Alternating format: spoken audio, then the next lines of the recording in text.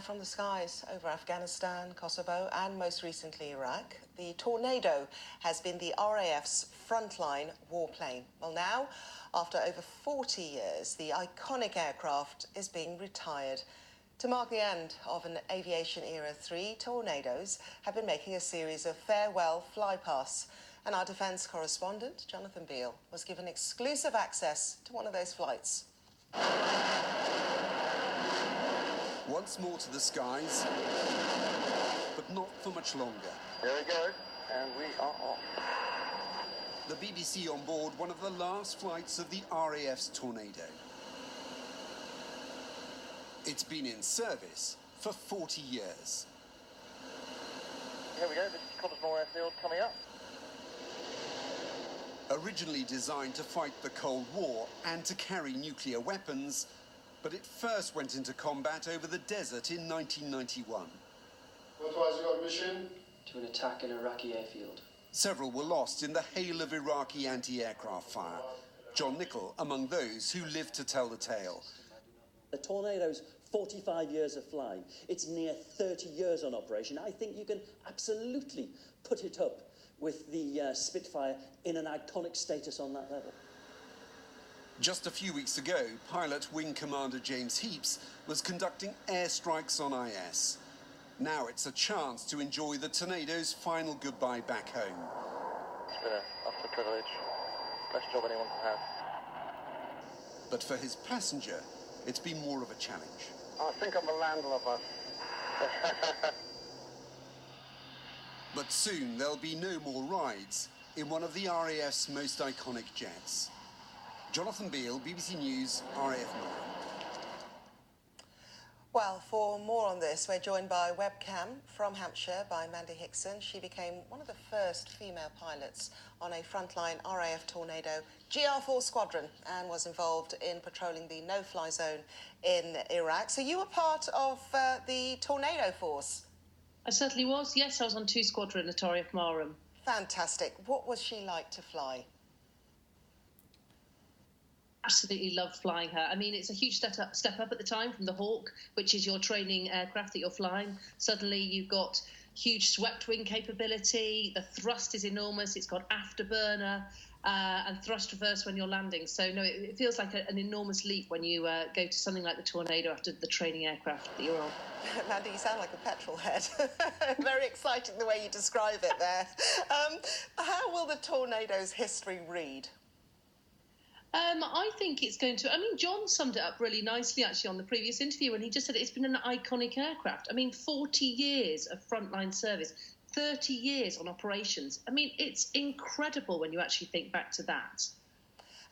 It had pretty unique capabilities, didn't it? I mean, what a lot of people don't realise is that it also took part in the hunt for the Chibok girls in Nigeria. But in terms of its capabilities, what made it so special? Well, one of the things that I absolutely love doing, and I really am going to sound like a petrol head, as you say, on this one, is it had this unique capability, which is called terrain following radar, which enabled it to fly at very, very low level, hands-free, without the actual pilots touching the controls. You were monitoring it, obviously, very, very closely with coordination with the navigator, now the weapon system operator from the back seat. But that capability, I think, put it in a unique area for warfare at the time. You know what, I was reading one of your stories about your time flying the Tornado, and you were describing an evening mission where you had to return to base purely on fumes in your Tornado. Just explain to us how it felt knowing you were in what was considered a safe plane. Yeah, it's going to be challenging. I mean, the one thing that I do love about flying, and especially flying fast jets, is the fact it's challenging. You know, you have to make decisions under huge amounts of pressure. But I love the fact that you're always in a team environment, that you're talking to people all the time. And especially for something like the Tornado, which is a 2-seat aircraft, you know, that collaboration with the back seater as well is phenomenal. Landing, when you say on fumes, you know, it is a challenging situation. You're never going to go below your minimums. So, you know, there's always a safety bracket there. But sometimes you are asked to push the boundaries a little bit to ensure that you get the job done. And that's where you as the pilot and the navigator make the right decision. What was it like being, I think you were the second woman to fly the Tornado. What was it like? Yeah. I was straight after Jo Salter, so I came through the system a few years after her. And, it was challenging. I cannot lie. You're the only woman on a squadron. You're going off to serve in Iraq, based out of Al Salem. You're working purely with men all the time. Some might say that's a great advantage. Others might not. But the one thing that I did miss was actually female conversation, and that was the one thing my husband used to be very sad when I didn't use my 20-minute phone call home to call him, because I definitely wanted to speak to another woman. So yeah.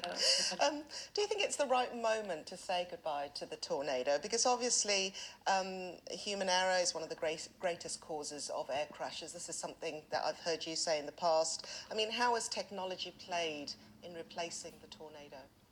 I mean, technology is going to always help, I have to say. And when you look at the amount of work that the drones are doing, the unmanned aerial vehicles as well in areas of warfare, when you look at the new capability that we're getting when we get JSF finally on the front line, but also Eurofighter and the job that that's doing, it took a little while for that to get to the front line and actually be able to take over the capability that Tornado was offering. But it certainly can do that now. And I think we have upgraded Tornado so many times over its 40 years. The aircraft that we fly now is not the same aircraft from 40 years ago. And technology has played a massive part in that. But at the same time, all good things come to an end. We lost Harrier quite a few years ago now. And that was a debate, I think, whether or not we were going to lose Harrier or Tornado at the time. So some might see that this is a natural point. At what point do you actually take an aircraft out of service? However sad and emotional it is for those of us that have flown it. Well, from a former air cadet, Mandy Hickson, it's been a pleasure. Thank you. My pleasure. Thanks very much. Thanks.